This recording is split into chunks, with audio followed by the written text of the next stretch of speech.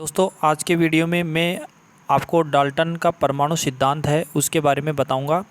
तो आप इस वीडियो को अंत तक देखें ताकि आने वाले जितने भी परमाणु मॉडल हैं वो आपको अच्छी तरीके से समझ में आए। और डाल्टन ने 1808 में एक परमाणु सिद्धांत दिया था और उस परमाणु सिद्धांत के अनुसार कुछ मुख्य बिंदु हैं, उनको हम एक एक को पढ़ेंगे। देखिए दोस्तों, आपको बता दें कि डाल्टन से पहले भी कई भारतीय जो ऋषि हैं जैसे कणाद वगैरह हैं, उन्होंने परमाणु के बारे में कुछ जानकारी दी थी, लेकिन जो वैज्ञानिक के दृष्टिकोण के अनुसार सबसे पहले डाल्टन ने ही परमाणु के बारे में बताया था। इस सिद्धांत के अनुसार प्रत्येक पदार्थ या द्रव्य सूक्ष्म कणों से बना होता है जिसे परमाणु कहते हैं। दूसरा इसका अभिकृत ये है, परमाणु पदार्थ का सूक्ष्म कण है, मतलब परमाणु पदार्थ का छोटे से छोटा कण है जिससे और अधिक विभाजित नहीं किया जा सकता, अर्थात परमाणु पदार्थ का मूल कण होता है। अब देखिए दोस्तों, हम यहाँ पर इसके जो दोष हैं उनको भी हम साथ साथ पढ़ते जाएंगे कि इस परमाणु सिद्धांत को ज़्यादा मान्यता क्यों नहीं मिली, इसमें कुछ कमियां थी। देखिए, इसने ये बताया कि जो परमाणु है पदार्थ का सूक्ष्म कण है और इसे और विभाजित नहीं किया जा सकता, और इसका दोष है या कमी है क्योंकि कुछ वैज्ञानिक हैं जैसे आपको पता है रदरफोर्ड है, थॉमसन है और नील्स बोर है, इन्होंने मतलब डाल्टन के परमाणु सिद्धांत में कुछ संशोधन किया था और उन संशोधन के आधार पर जो डाल्टन का परमाणु सिद्धांत है उसमें जो कमी रही थी उन कमियों को दूर किया है। तो देखिए, परमाणु विभाज्य होते हैं। यहाँ पर क्या है, परमाणु डाल्टन ने ये बताया था कि परमाणु अविभाजित है, मतलब परमाणु को विभाजित नहीं किया जा सकता, लेकिन परमाणु को भी विभाजित किया जा सकता है और ये अति सूक्ष्म कणों से बने होते हैं। जैसे जो इलेक्ट्रॉन, प्रोटॉन और न्यूट्रॉन है, ये परमाणु के भी भाग हैं। अतः ये जो कण है इलेक्ट्रॉन, प्रोटॉन और न्यूट्रॉन, ये क्या है, मूल कण हैं। जबकि डाल्टन के अनुसार क्या है कि जो परमाणु है वही पदार्थ का मूल कण है, लेकिन वास्तव में जो परमाणु है उनके मूलभूत जो कण हैं वो इलेक्ट्रॉन, प्रोटॉन और न्यूट्रॉन हैं। तो ये इसका दोष भी है। और ऊपर हमने ये देखा, ये डाल्टन ने जो बताया था परमाणु के बारे में वो जानकारी थी।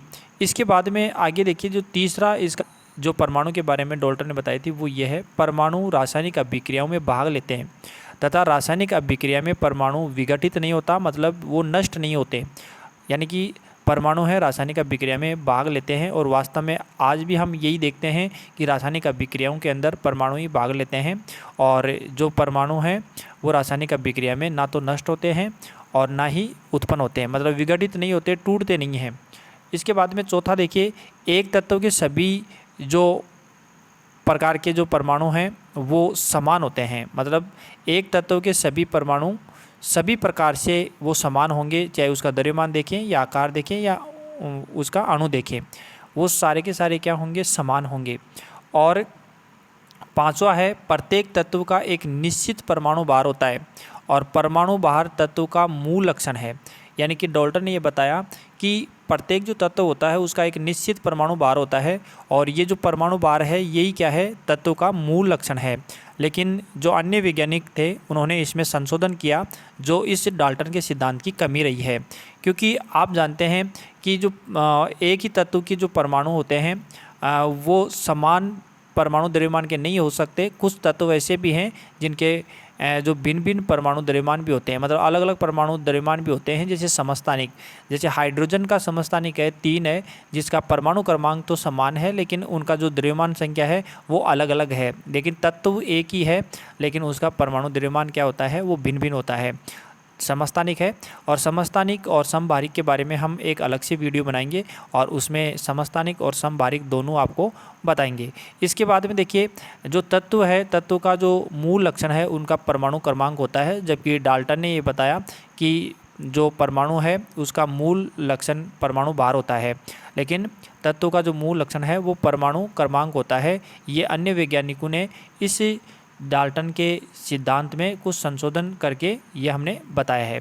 अब देखिए छठवां क्या है, देखिए भिन्न तत्व के परमाणु एक दूसरे से गुणों में भिन्न होते हैं, जैसे परमाणु द्रव्यमान आकार, यानी कि भिन्न तत्व होते हैं उनके जो परमाणु हैं एक दूसरे से अलग होते हैं, जैसे आप परमाणु द्रव्यमान की बात करें या आकार की बात करें।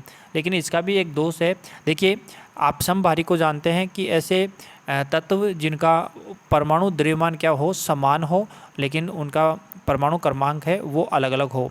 तो कुछ भिन्न तत्वों के परमाणु द्रव्यमान भी समान होते हैं, लेकिन डाल्टन ने ये बताया कि जो भिन्न तत्व हैं उनका जो परमाणु द्रव्यमान है वो समान होता है, लेकिन कुछ भिन्न तत्व होते हुए भी उनका परमाणु द्रव्यमान समान होता है, जिनको हम समबारिक कहते हैं। अब इसके बाद में जो 7वां पॉइंट है वो क्या है, देखिए 7वें पॉइंट में हम ये देखेंगे कि भिन्न तत्वों के परमाणु परस्पर लघु पूर्णांकों के अनुपात में संयोग करते हैं और संयोजन से यौगिक परमाणु बनाते हैं। परमाणु परस्पर लघु पूर्णांकों में होना ये आवश्यक नहीं है, जैसे प्रोटीन, कार्बोहाइड्रेट, ग्लूकोज, बहुलक आदि ऐसे हैं जिनमें परमाणु का संयोजन लघु पूर्णांकों में नहीं होता। जैसे हम बात करें जो कार्बोहाइड्रेट का सूत्र जो होता है वो क्या होता है, C12 H24 और O12, ये कार्बोहाइड्रेट का सूत्र है। अगर इसका सरल अनुपात करें तो CH2O, ये इसका सरल अनुपात में होना चाहिए। जबकि हम ग्लूकोज की बात करें, ग्लूकोज का सूत्र है C6H12O6। अब यहाँ देखिए इसका भी सरल अनुपात करें तो CH2O, मतलब सरल अनुपात करेंगे 6 एकम 6, 6 दूनी 12 और 6 एकम 6, तो 1:2:1 हो गया। तो इसका सूत्र क्या है, ये सूत्र इसका होगा CH2O, और यहाँ पर भी CH2O। तो यहाँ पर देखिए इसको सरल अनुपात में नहीं लिख सकते और इस ग्लूकोज को भी सरल अनुपात में नहीं लिख सकते। अगर सरल अनुपात में हम लिखेंगे तो ग्लूकोज और कार्बोहाइड्रेट का जो सूत्र है वो हमें प्राप्त नहीं होगा। तो कुछ यौगिक हैं जिनमें परमाणु हैं वो सरल अनुपात में नहीं होते हैं। परमाणु के संयोजन से अणु का निर्माण होता है और इसने बताया यौगिक परमाणु बनते हैं, लेकिन परमाणु परस्पर संयोग करेंगे तो अणु का निर्माण होगा। अब इसके बाद में ये जो डाल्टन की जो प्रमुख अभिग्रही थे वो कंप्लीट हैं। अब हम बात करते हैं, देखिए जो संशोधन इसमें किया था वो जे थॉमसन ने, रदरफोर्ड ने और नील्स बोहर, ये 3 वैज्ञानिक थे जिन्होंने डाल्टन के परमाणु सिद्धांत है उसमें संशोधन करके बताया है। जो कि हमने डाल्टन के परमाणु सिद्धांत की जो कमियां देखी थी वो सारी इन तीनों वैज्ञानिकों ने मिलकर ही ये बताने की कोशिश की थी, और उस सिद्धांत में जो संशोधन किया था वो इन्होंने किया था। अब ये कुछ इन परमाणु के जो मौलिक कण हैं उनकी जो खोज करने वाले कुछ वैज्ञानिक हैं उनको हमें याद रखना है। इलेक्ट्रॉन की खोज जे थॉमसन ने की थी, और प्रोटॉन की खोज गोल्डस्टीन ने की थी, और न्यूट्रॉन की खोज जेम्स चैडविक ने की थी, और परमाणु की खोज जॉन डाल्टन ने की थी जो वैज्ञानिक तौर पर की थी। इसके अलावा परमाणु के बारे में अन्य महर्षि वगैरह हैं, जैसे महर्षि कणाद वगैरह हैं, उन्होंने भी परमाणु के बारे में बताया था।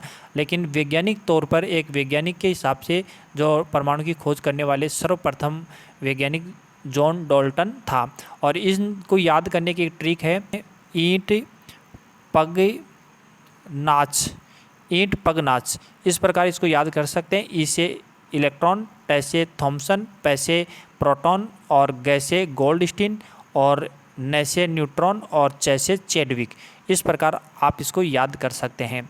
तो मुझे आशा है आपको डाल्टन का परमाणु सिद्धांत समझ में आया होगा। Thank you for watching.